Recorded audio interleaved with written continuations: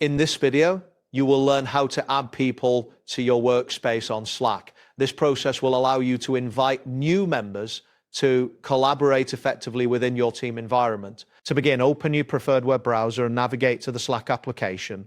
You can do this by entering the URL provided for your workspace.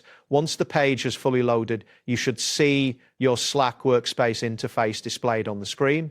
Next, locate the sidebar on the left side of your screen. Look for the option labeled Admin and click on it. This will redirect you to the administrative settings of your workspace, where you can manage various aspects, including team members. After accessing the admin section, find and click on the option that says Manage Members. This will take you to a list of all current members in your workspace.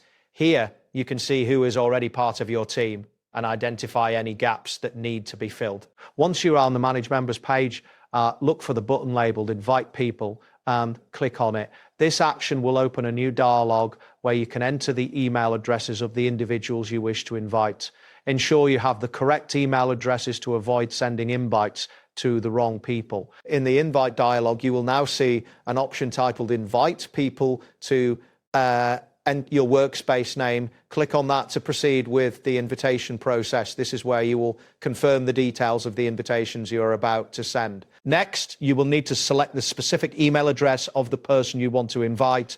Click on the entry that displays their email, such as name@gmail.com.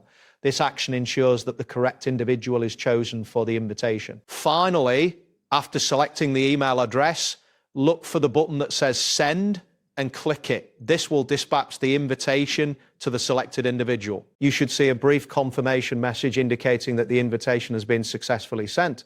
Keep in mind that depending on the size of your workspace and the number of invitations, this process may take a moment to complete. That wraps up today's guide. Thanks for watching and catch you in the next tutorial.